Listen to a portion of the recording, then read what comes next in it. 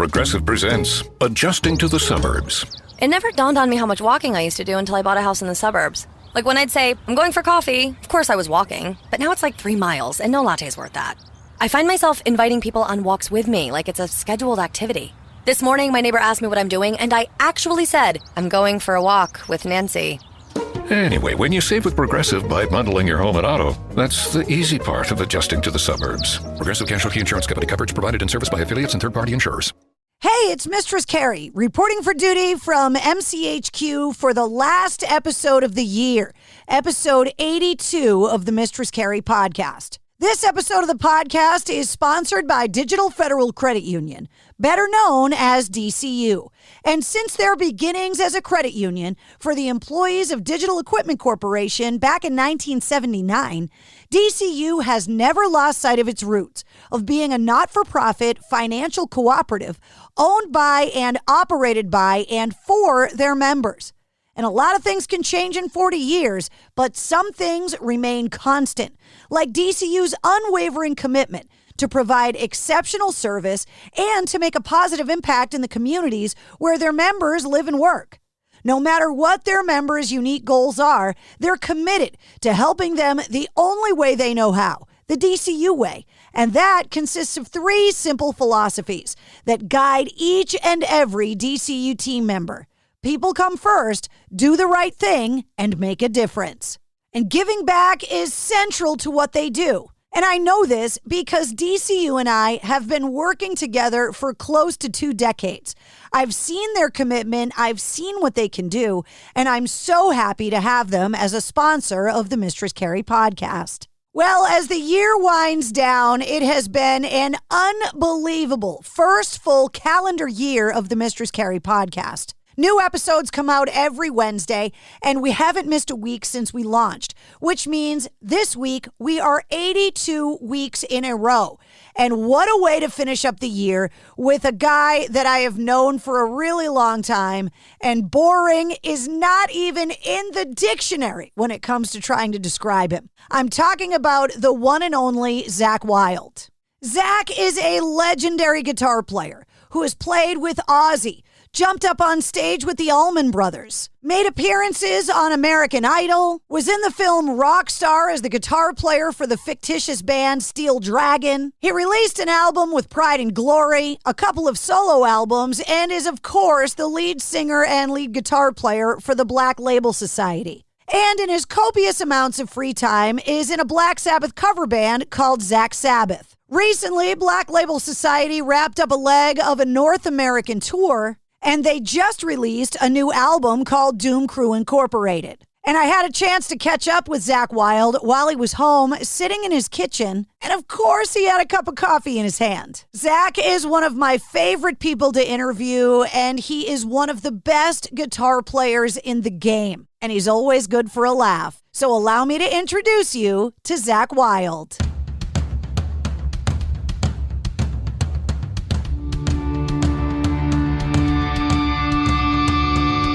Hey, what's up? This is Sully from Godsmack. Strap on those boots, baby, because you are now in the trenches of the war room with the one and only Mistress Carrie right here on the Mistress Carrie podcast. What's up? This is Joe Rogan, and you're listening to Mistress Carrie. Her hair so lovely, pretty eyes. Hey, this is Brent from Shinedown, and you're listening to Mistress Carrie. Hey, Carrie, go put your bra on, girl. Hey, this is Steven Tyler, and you be listening to the baddest bitch in Boston, Mistress Carrie. What's up? This is Aaron from Stain, and you're listening to Mistress Carrie. Hi, everybody. This is Dave Grohl from the Foo Fighters, and you're listening to the one, the only Mistress Carrie. Hey, this is David from the band Disturbed, and you're listening to the baddest bitch in Boston, Mistress Carrie. Hi, Bruce Dickinson here from Iron Maiden. Yes, indeed, Miss Whiplash herself, Mistress Carrie, is here to unchain your brain. Hi, this is Flea from the Red Hot Chili Peppers. You're listening to Mistress Carrie. This is Dennis Leary. You are listening to my favorite, Mistress Carrie. Hey, this is Corey from Stone Sour, and you have the privilege of listening to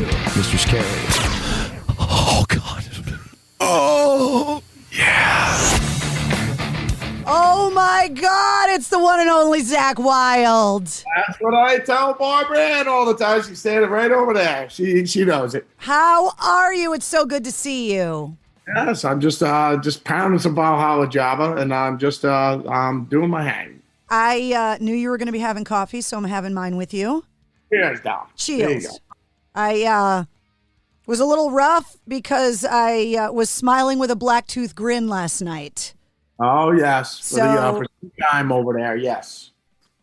Celebrating his awesomeness. That's right. So I had to do that last night and then coffee with you this morning. Oh, very good. Very good. How are you doing? I haven't seen you since WAF went off the air.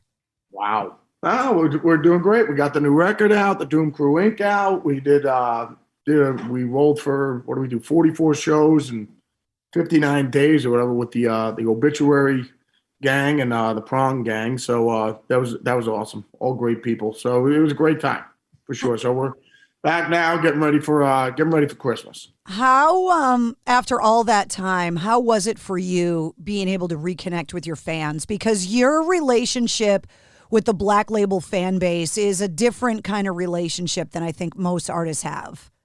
Yeah, well, we don't have fans, we have fams. So, that's what I always refer to it as. But no, it was great. I mean, the show, we were rolling with the Milwaukee chapter Berserkers when the world shut down. I remember that was the last show we did, and then we were all just like, we'll be back at it in probably a month, right? We're probably just going to go home, and then we'll be back out on the road. And then when we were actually on stage, I'm looking over at the fellas, and I'm going, wow, this was 23 months ago. It was like little under 2 years ago, but it was just like, it just seemed like we went home for a couple months and now we're back at it. It didn't seem like 2 years ago. I know. It feels like the aliens took a couple years of our lives that we didn't know were gone. It's so weird. I don't remember high school going by that fast. It was a little bit longer than that. More like molasses going uphill in January. That had to have been the most time you've had off since you were in school. Yes, and then Barbara Ann was just so happy. She was just I'm sure. So in love, and just rekindled our love. And then I would she'd be doing dishes, and I'd be kissing her in the back of her neck, and then she'd go, "Get away from me, you're annoying me." And then Hendrix would say, our son Hendrix would go, "But Mom, that's what he does. He annoys." That's my superpower. So one of them. How was that forced domestication with you and the fam? Because they've got to be just used to you not being around a lot. Well, yeah, it was definitely forced. For me, it was no problem, but for Barbara Ann, it was definitely forced. I force a lot of things on her, and I enjoy it thoroughly. Did you like being home for that long, or did you go stir crazy? Yeah, it was just like, I told Barbara Ann, I said, if you've never slept with a professional dog walker, now's your chance. So she started having an affair with the professional dog walker for those 2 years we were home. And she was constantly smiling and glowing. So that's all that matters. How important was it for you to have your guitar during all of that? Because I think everyone found, first of all, guitar sales went through the roof. But I think everyone found kind of a new hobby or a way to pass the time. And for you, you're never more than 3 feet away from a guitar anyway. Yeah, my hobby became, I would just fondle Barbara Ann. I would just say, I was like, wow, I'm going to play with this for a little while. But for me, whenever I get off the road, being home is the vacation. How like a lot of people are, we're going on vacation. And we're going, no, me being home is my vacation. So, and I love being on the road too. So, I'm blessed in that regard. So, I've never been on the road where I was like, I can't wait to go home. I don't do that. I love doing what we do. So, I'm blessed that we get to play every night. So, but, no, when I was home, I loved getting up and, waking up in the morning, having some Odin Force, and then watching the sun come up, and then doing my usual routine, whether it's walking the dogs, lifting weights, jamming on the guitar, playing the piano, whatever it is. So, but in between that whole time we were down, we did the box set, we did a couple videos in there, then we recorded the Doom Crew Inc. record. So it wasn't like, so we were definitely there was definitely stuff going on. So it wasn't the whole time just sitting around and everything like that. But usually, I mean, I just get my normal routine. It wasn't like I was just sitting around, you know? Are you normally that annoying morning person that's up before the sun every day? And how do you manage that when you're on the road and you're up late on stage? It doesn't matter whether it's the morning or 2 in the morning or midnight or at 3 in the afternoon. Doesn't matter what time of the day it is. I'm annoying. So that's what it is. So it doesn't have to be the morning to be that annoying person. I'm just annoying at all times. Ask JD, ask Barbara Ann. It's just, ask the kids. It's like my husband's a morning person and it drives me crazy because I'm not. Well, I just, Reveille around here starts at about 5 in the morning. Oh. 5:30. Yeah, well, Sabatini has school and everything like that. So, and then Barb just constantly wants to kiss me, and she just loves me and just wants to touch me, and I'm just like, will you please stop? She's just like, I can't help myself. So it's just, it is what it is. It's it's part of the perks. So it really does. It really is the truth. It's just like they say, well, if you play guitar, you get chicks. And I guess it does work because Barb can't keep her hands off me. She's just I never get any sleep. It's terrible. You started playing guitar at 8, so you didn't get into it for the chicks. No, I got into it for the Viagra and the steroids. You know what I mean? So that's the reason why I got into it. But I mean, the whole thing is, I started playing when I was 8, but I didn't get serious with it until I was like 14. That's when I was like, this is what I want to do with my life. Do you still have your first guitar? Do you remember what it was? Yes, I still got a batch of them. I still have my first Gibson I ever had, Pelham Blue SG Firebrand. I got that. It's actually on the Vintage Guitar magazine I'm on this month. The gang over at Vintage Guitar allowed me to grace the cover. So, but yeah, I'm holding that guitar. That's like my first Gibson. So I have that one, and then I had like an Electra too. So I also had a Fernandez Burgundy Mist Strat, which I still have as well. Yeah, you always got to have those guitars because that's where you did there's a lot of magic in those guitars because that's where you did your learning and everything like that, without a doubt. What was the first song that you remember playing well when you started learning and you were like, okay, I might be a guitar player because I can play this? I think it's just kind of like, because I tell kids with video games, I said, like practicing guitar, you get to certain levels and then, you get to a certain point, and you're like, I can't get past this thing. You're almost there. And they're like, I got to watch out for this guy over here. If I get him, I can get to the next level. So, I think you ask any musician, there's definitely major breakthroughs when you can play something by your favorite bands or your favorite artists or anything like that. Like I remember, obviously, on the low E string where I think with everybody, you could play Smoke on the Water, Iron Man, or another one, Bites the Dust by Queen. Dun dun dun dun dun dun dun dun. So like you could just play it and, and that's when Barbara Ann heard me play that and she was completely mesmerized. And then it's that point on, it's just been relentless. She just can't stop touching me. But the whole thing is, and that's why I just play Smoke on the Water or I play Iron Man. She goes nuts. So, but the thing is, I think the first chord song I ever learned was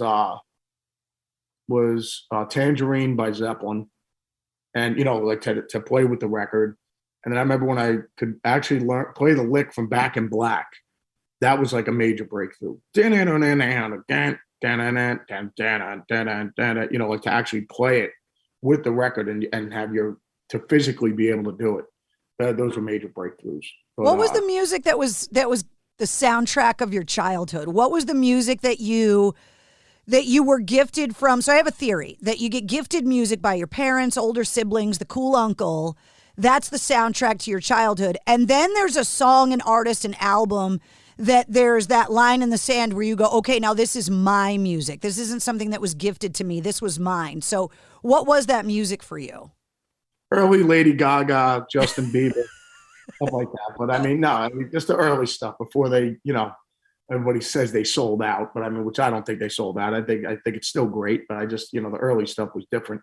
But but the whole thing is, I think it's just like with everybody else. I'm 54 now, so just my buddy Scott had the Smiths, the next door neighbors. They had 11 kids. And everybody always asks, they were like, oh my God, were they Catholic? And I go, yes, actually they were. But 6 boys and 5 girls. And Scott was the youngest, and I was buddies with Scott. And Scott was 11. We were 11 years old. His oldest brother, George Jr., was 44 years old. So that was the age gap. But I remember the parties they used to have at that house, completely out of control. Like me and you were brother and sister. You have 3 kids. I have 4 kids. Our brother George has 5 kids. Our one brother Dougie has 2 kids. You know, Jessica has 3 kids. So like the Christmases over there, Thanksgivings, Memorial Day, I mean, any of the holidays over there, Easter, anything, the keg party blowouts in this house. I remember always hearing like Hotel California cranking over there because they would put the speakers up out of Scotty's window with his turntable, and it would just be, or they put on, what was back then, you know, where we were, I guess, WPLJ, WMMR in Philadelphia and everything like that, with all the, you know, classic rock stations. So you'd hear Bad Company, the Allman Brothers, Skynyrd, Zeppelin, Sabbath, Queen, Stones, Beatles, you know, everything, all just classic rock. So, I mean, that was pretty much, you know, just a heavy dose of that. And I think, you know, I mean, that's what I still listen to, right? You know, I think that's what everybody listens to, you know, the music you listen to when you were like 14 and everything like that when you were a teenager, you know? So, you know, just, I mean, I listen to all those records when I listen to Diary of a Madman. It just transports me right back to where I was when those records were going on. I watched the Rock and Roll Hall of Fame induction, and it was so awesome to see proper tribute paid to Randy Rhoads. I thought that was awesome. Yeah, without a doubt. I mean, well, we all knew Randy was Hall of Famer as soon as we heard the first record. But I mean, everybody just gets so bent out of shape with the Rock and Roll Hall of Fame. I just go, well, we already know who's already in it. Yeah, I mean, like everybody I just mentioned, whether it's the Eagles, Bad Company, St. Rhodes, King Edward, Jimi Hendrix, you know, that just all the guys I just mentioned, all the bands, we already know they're in. But you can't put them all in 1 year, because then we can't have a party the next year. So like everybody's all bent out of shape. Like, I can't believe so and so didn't get it. I go, you already know they're in. Like, do we really need to know whether Kiss is going to make it in the Rock and Roll Hall of Fame? I mean, it's just like they sold more merchandise on the last tour than ever. Maybe this will be the year. We already know they're in it. It's just a matter of like, yeah, they're going to have the guys in this year. It's like, oh, good for them. You know, it's just like, you already know who's in it. You already know. You know, so I mean, I wonder if Ozzy's going to make it as legendary lead singer. You know, he's already in there. I mean, we already know this. It's just like, but we can't put everybody in 1 year, because then we don't have a reason to come back and have a party the next year. Speaking of Ozzy, you've been talking a lot about this upcoming solo album, and you know, it says a lot when you're playing rhythm on some of these tracks. He's been killing it these last couple records, bringing in heavy hitters. I mean, to hear Ozzy and Elton John on the last record, I was like, oh my God. And now everybody from Beck and Clapton and Iommi, and obviously you being on, I mean, this is massive. No, it was definitely cool. I mean, you know, if you would have told the 14-year-old me in Jackson, New Jersey, in my parents' house, in my bedroom, that I'd be on a record with Jeff Beck, Tony Iommi, and Eric Clapton, and the Boss, I mean, no, I would have never believed it. But I mean, the Smiths would have never believed you at those keg parties. Yeah, exactly. You know what I mean? No one would have believed it. But it was just, it was definitely, it's awesome. I mean, I'm really, you know, I'm happy with the way the thing came out. It's definitely cool. So how is this going to work? Because Doom Crew Inc. just came out for you, and you know, once we get through the holidays, how are you going to balance the upcoming Ozzy schedule? Because we know a record's coming out, so we know that a tour is imminent, and then you've got touring to do. What does 2022 look like for you right now? It's got to be a mess. As far as the Boss goes, I mean, you know, we got to get him, you know, his powerlifting numbers back up to Ozzy's world-shattering standards, in his bench, his deadlift, and his squat, so we can get back on the lifting platform and get back out on stage. So, no, I mean, with Oz, he's doing his all his rehab and everything like that, and working out all the time, you know, just so after he banged himself up. But I mean, you know, then we'll take it from there. And, and then we were getting ready to go to Europe or whatever. And then, obviously COVID things going on. And then Father Richie ended up having a heart attack or whatever, so I made it just like, thank God he's okay. So, it's just that like, video he put up of him just playing and seeing how healthy he is. I mean, like we FaceTimed Richie not too long ago when we were actually out on the road. So we just, checked in on him and everything like that. So, but yeah, Richie's doing great. So, but the whole thing is we're all scheduled to go over there, Priest and Ozzy, to do this tour. And then, Ozzy banged himself up. Then Richie got, had the heart issues. And then it's just like crazy. So, and then COVID. So, when it's ready to go, then we roll. When everyone's ready, then you roll. But for me, it's just until then, we'll just be doing, Black Label and then touring behind Doom Crew Incorporated. It's definitely something, and you've had your own health scares over the years that, especially with COVID, you realize that health is something that when we have it, you take it so for granted. And then when you are not healthy, you realize how grateful you should have been for all that time you were. Yeah, I guess so. I'm just, I don't need to go to jail for 8 years to realize how good it is not being in jail. So I'm always thankful for everything I have. Every day I wake up, I thank the good Lord. I'm like, this is amazing. I'm here. So, but I agree. It's not that, I don't think you take it for granted. It's just that, I'm talking even just down to like, breaking your ankle or something like that. You don't realize what what a pain in the ass it is, or whether you get sick or whatever, you know what I mean? So it's just, yeah, I agree with you. I want to talk to you about guitar tone, because I've been fortunate over the last couple of years to be able to have these amazing, long, in-depth conversations. And I talk to a lot of guitar players. Where do you attribute your tone coming from? Because you have that signature Zakk Wylde sound. Well, I think with all players, whether it's Tony Iommi or Eric Clapton or Jeff Beck or Jimmy Page or Randy or Eddie or, all the guys we're talking about, it just, the sound, Keith Richards, the sound, you can plug them all into the same guitar, same amp. They're all going to have their own touch. It's like when I'm out rolling with Yngwie, Tosin, Nuno, and Father Steve, at sound check, all they have to do is pick it up and play like two notes, and I know exactly who's who. I get an A chord, and I know whether it's Nuno or Yngwie or Tosin or Steve. You just know, but because it's all in your hands and you're playing. So, but I think without a doubt, I think with all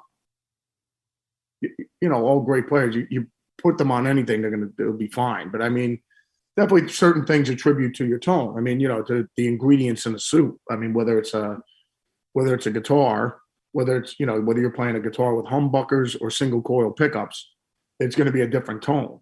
So you have that, and then especially with the amps and pickups, I think definitely has, even down to tubes. I remember, with I remember one of my Marshalls got lumped up in the truck or whatever. And I remember we had to get it fixed for a show. And then the amp place said they had EL34s as the classic tube that you put in a Marshall. And I remember that all they had was like 65, 50 groove tubes. That's all they had in the place. So they put them in. Oh, I remember at sound check, I was like, wow, what do they do to the amp? It's different, because the amp sounded thicker, fuller. And I was just like, wow. And it was just like, no, all they had was these 65, 50 tubes, these groove tubes. So I remember that's a huge difference too. So, and then up at the Vatican, I remember I took the same amp and we put all different power tubes in there. And the difference was, without a doubt, noticeable. Yeah, you could definitely tell, you think all cheeseburgers are the same, but it's just like going to Burger King, same thing, a double cheeseburger at Burger King, McDonald's, Wendy's, Five Guys, In-N-Out, and Carl's Jr. And you eat any one of those, same thing, it's just a plain double cheeseburger. They all taste different. And it's just a plain double cheeseburger. So it's just a matter of what you like. You know what I mean? So Nuno, it's funny you bring him up because Nuno was the guy that got me in on this whole thing because he talked about going to Van Halen's rehearsal. And he was like, I played through Eddie's guitar, cables, strings, amp, whatever. And I was so mad that I still sounded like Nuno.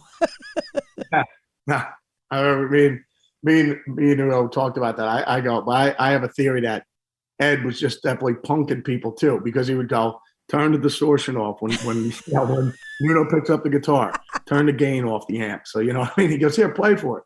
And it's just like, man, how do you play this, man? It has no gain. And then when Ed would get back on it, I'll turn the gain back up. So it's like shredding. It's like, where'd all that gain come from? Yeah, I think Ed was punking people for sure, just having a good time with it. But no, but it is the truth that everybody, you know, everybody has their own touch and their own, whether it's more aggressive or lighter or whatever, you know. So, I mean, that's the beautiful thing about the instrument. Everybody has their own voice, you know, so it's great. I was shocked when I talked to Nuno that he didn't know how to read music. And so I've been talking to musicians about, I just always assumed you guys always could. It didn't dawn on me that you would be writing the amount of music that you would be writing and not writing. The Beatles didn't know how to write music, and they didn't know, and Beatles had even trouble playing their instruments. I mean, you know, like playing bar chords and everything like that. So, I mean, but it's, you know, it's their imagination and as writers and what you're hearing and stuff like that, you know, whereas I'm sure, like, you know, let's say something that George Harrison wrote, it was like something in the way she moves, and it's like those chords. And he said, George, that's a seventh chord. Right? He would probably go, I have no idea what that is, but I just love the sound of it. You know what I mean? Yep. And it's just so. And the same thing with Jimi Hendrix. So a lot of times when he's doing like diminished things, I guarantee you, if you said to Jimmy, it's like, oh, it's cool doing a diminished thing. He's like, I have no idea. Is that what it's called? Because I just like the sound of it. You know what I mean? So yeah, there's a lot of musicians that don't, you know, that don't know theory or even like, you know, the technical terms and names of scales. You know what I mean? So, but at the end of the day, you know, it's your imagination. And your writing that is the key to unlock, because you could learn all the theory you want, you know what I mean, and music theory and writing and, you know, I mean, reading and everything like that. It depends on how you want to apply yourself, you know what I mean. So I mean, if you just want to play standard rock and everything like that and just chords or whatever, it's just like if you told, you know, Kurt Cobain, it was just like, Kurt, let me show you how to play Eruption or whatever. He'd just say, you know what, Zakk, that's like amazing that, you know, that people could do it, or, you know, Eddie wrote that, and it's mind blowing. But I mean, like it doesn't serve any purpose for me, because it doesn't move me, and I'm not interested in it. I just want to know, I want to write songs. You know what I mean? So like Kurt would just be fine with bar chords. He's like, this is all I need, man.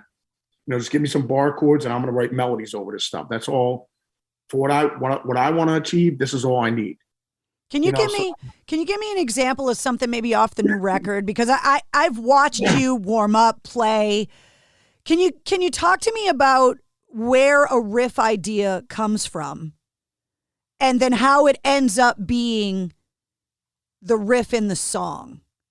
Well, I just turn, you know, I'll take like a Lady Gaga album, put it on backwards, get all the satanic messages from it, and learn the riffs, and then convert them back. And then convert back to, you know, and then convert back to Catholicism.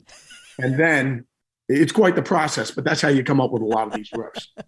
So, you know, I mean, it's all for the art anyways, but, you know, no, like you said, once again, I think it's just your imagination or what you get inspired by. You know, I mean, you could hear on the radio Knocking on Heaven's Door by Bob Dylan, and to get home and sit on your acoustic guitar and then write Free Falling, you know what I mean? And it's just like the spark that inspired you was like, you wanted to write something with 3 chords. And then you wrote dang, dang, dang, dang, dang. You ended up writing, Tom Petty wrote Free Falling. It was just like, wow. And he's like, yeah, I heard like Knocking on Heaven's Door. And I was just like, I wanted to write something with just like 3 chords. Let me see if I can write something with just a 3-chord song. And I was like, wow, if you wouldn't have told me where you got that idea from, I would have never known. You know what I mean? So Like Jerry Cantrell told me that sometimes he'll get a riff idea in his head and he'll sing it into the thing in his phone so he doesn't forget it. Like, what do you do when you get an idea? Do you have a tape recorder or some kind of digital recorder hooked up to your guitar when you're noodling? Or just put it on your phone. You know what I mean? You just, just record it and then put it on your phone. Like back when you had a little Panasonic tape recorder, you could sing a riff or something like that. But yeah, I mean, and the majority of the time, like when we're getting ready to write a record, like doing Crew Inc. or something like that, I'll go out in the gym, I amp out there, and I just sit with it every day with a cup of Odin Force, and I just start writing. And until you get something you're happy with, whether it's Set You Free or the End of Days or whatever, like the 2 songs that we put out. So, I mean, the End of Days thing came when we were just testing amplifiers, and I ended up writing that riff. So I was just like, all right, well, usually when I write, though, I mean, I write from beginning, middle, end. I don't have bits and pieces laying around all over the place. Once I start writing, I'll finish the whole thing, and then it's done. And then, for me, it's always the music's first, then I'll come up with a melody, and then I'll figure out what I want to sing it about, and then I'll write the lyrics last. So you don't have books of lyrics that you just kind of save? You don't have little riffs laying around on a tape recorder somewhere? Once you get started on a song, that's the project. Yeah, totally. I'll finish it in one sit. But I mean, and then like after we get done doing the record, I'm done for a little while. You know what I mean? I don't sit around writing. So, like on the last album, we recorded like 30 songs. So, and then we whittle it down to, we were going to just put 10 on the record, but I was like, you know what? The other 2, I'm really psyched with the way they came out. So put the other 2 on there. So we had 12 of them on there. But yeah. And I wrote lyrics for 12 songs. I didn't write lyrics for 30 songs. So that's that. I started asking this question because you've known me a long time. I am not a musician and not a songwriter, but I'm fascinated by the process, and I can't wait to hear your answer. As a songwriter, so this is a songwriter's question. As a songwriter, can you give me an example of a song or 2 that to you are examples of perfectly crafted songs that are so well put together you covet them and wish you wrote them, but explain why it is that you think they're perfect examples of songwriting?